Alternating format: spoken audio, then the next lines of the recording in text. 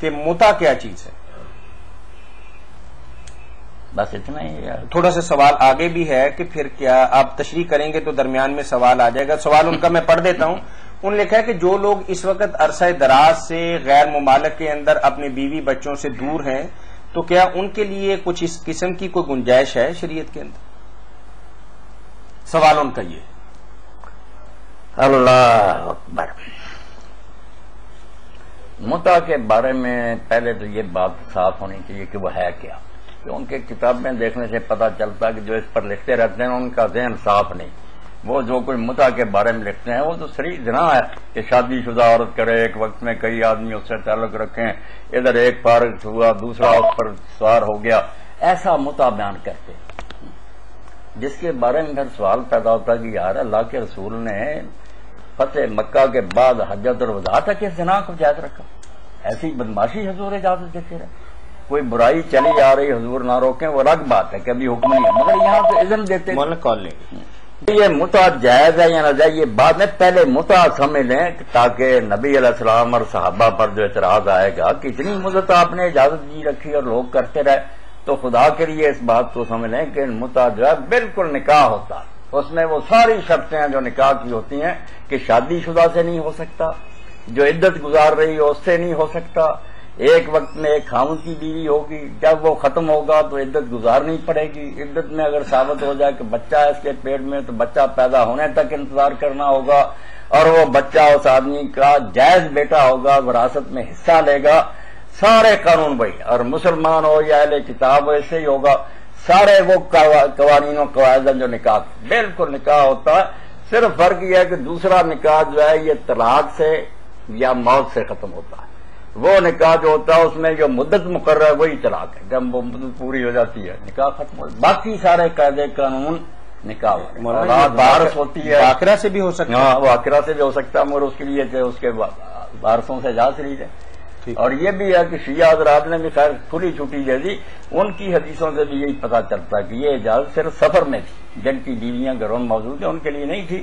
جو لوگ سفر میں ہوتے تھے اور ایسا موقع آ جاتا تھا کہ خطرہ پیدا ہوگا کہ زنا میں ان کو اجازت. ہماری حدیثوں میں بھی یہی ہے. وطن میں ہوتے ہوئے آپ نے اس کی کبھی اجازت نہیں دی. اب ہمارے ہاں تو یہی ہے کہ اللہ کے رسول نے آخر میں اس کو بند کر دیا، روک دیا. مگر اس کی خبر کئی صحابہ کو نہیں ہوئی، وہ کرتے ہی رہے. حضرت عمر رضی اللہ اپنے زمانے میں اس کو زیادہ پھیلایا، پھر لوگوں میں اس حکم کی اشاعت کی یہ بند ہے.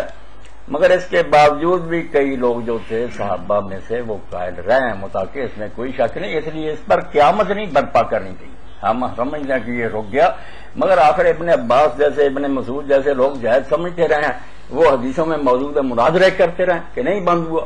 تو اس لیے اس پر جو ہے نا کہ کافر ہوگا شیعہ فلاں یہ کوئی بات نہیں. ایک فری مسئلہ ہے کہ وہ سمجھتے ہیں کہ اب بھی ایسا نکاح جائز ہے. نکاح ہے موقت کہ وقت کی پابندی ہوتی ہے اس میں، باقی نکاح ہوتا سارے.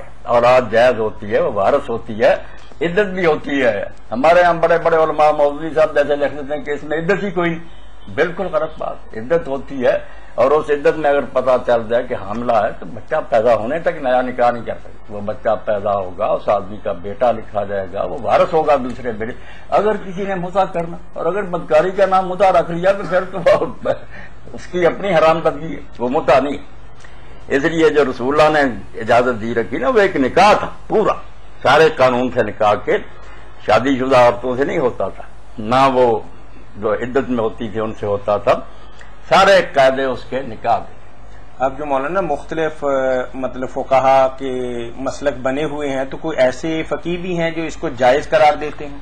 نہیں، اہل سنت میں سے کوئی نہیں دیتا. خواہ وہ اہل حدیث ہیں یا اہل فقہ یہ تو سب کہتے ہیں کہ بند ہو گیا. صرف شیعہ حضرات جو ہے نا ان میں سے بھی یہ امامیہ جو ہے یہ مانتے ہیں. علامہ زیدی جو ہے یمن کے وہ بھی کہتے ہیں کہ بند ہے.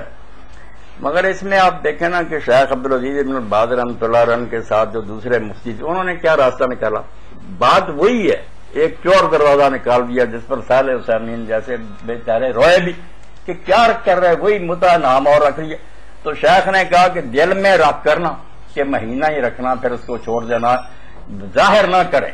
اگر کہہ دیں عقد میں اتنی مدت پھر متع بن جائے گا، دل میں چھپا دیں اتنے دنوں کے لیے بس پھر طلاق دے دیں. یہ انہوں نے کہا جو یورپ میں لوگ جاتے ہیں یہی مصیبت جو آپ نے بیان کی تو ادھر وہ لوگ ایسا کر لیا کریں. یہ باقاعدہ ان کا چھپا ہوا فتویٰ ہے سعودی علماء کا مگر صالح عثیمین رحمۃ اللہ علیہ خلاف تھے کہ یار یہ چلاکی ہے نا، اگر متا حرام ہے تو یہ وہی متا جب آپ کے دل میں ہے کہ رکھنا نہیں اس کو تو کیا ہوا؟ مگر یہ ہمارے سنی حضرات بھی ایسا کر لیتے ہیں، صرف بڑے بڑے علماء کراچی میں جن کو سیٹھ بلاتے تھے، رات شادی کی صبح طلاق کے لیے نہیں کر لی کوئی کماری، یہ نکاح پڑھا دے کہ ہاں ٹھیک ہے لا رہی ہے، اس نے زبان سے تو نہیں کہا کہ ایک رات کے لیے، بتائیں یہ دین ہے، محسنین غیر مسافر۔ اللہ تو کہتا ہے نکاح کے وقت نیت ہونی چاہیے کہ اس کو ہمیشہ رکھنا، بعد میں بدقسمتی سے کوئی وقت آ جائے وہ الگ بات ہے، ذہن میں پہلے کہ رکھنا ہی نہیں، یہ تو عیاشی کرنے والی بات۔ تو یہ بھی فتوے جو ہے نا پھر ہیرا پھیری سے لوگ نکال لیتے ہیں، شیعوں کو برا کہتے رہتے ہیں، آپ یہ کہہ دیتے ہیں کہ دل میں رکھ لے بات اور مہینے کے لیے کر لے، بعد میں چھوڑ دے۔ میرے خیال شیخ بن باز صاحب کے فتوے پہ عمل نہیں ہو رہا ہے، ممکن انہوں نے فتوا ضرور دیا اور صالح عثیمین کا رد بھی ہے اس پر، بالکل۔ بارک اللہ فیک، یعنی آپ کا معنی یہ ہے کہ متا کی جو شرائط ہیں وہ بہت کڑی، بالکل صحیح نکاح کی طرح ہیں، اور صحیح نکاح اور متا کے درمیان صرف ایک باریک سا فرق ہے کہ نکاح جو ہے وہ ہنگامی حالت اس میں آ سکتی ہے، لیکن اس میں سے پہلے سے طے شدہ ہوتا ہے کہ ایک مقررہ مدت کے بعد ہم دونوں نے علیحدہ ہو جانا ہے، طلاق، باقی اس میں عدت بھی ہے اور باقی سارے مسئلے وہی ہیں جو نکاح کے۔ تو شرعی اعتبار سے اب جو لوگ بیرونی ممالک میں رہتے ہیں تو مولانا نے جیسا کہ فرمایا اور بتایا کہ شرعی اعتبار سے متا جو ہے اللہ کے نبی صلی اللہ علیہ وسلم نے حجۃ الوداع کے موقع پر اس کی ممانعت کر دی، اور اس ممانعت کے باعث آج کوئی بھی بندہ اس کو جائز قرار نہیں دیتا۔ اگر کوئی بھی بندہ اس پر عمل کرتا ہے تو سمجھے کہ صریحاً بدکاری کا اور اللہ کے نبی صلی اللہ علیہ وسلم کے احکامات سے روگردانی کر رہا ہے۔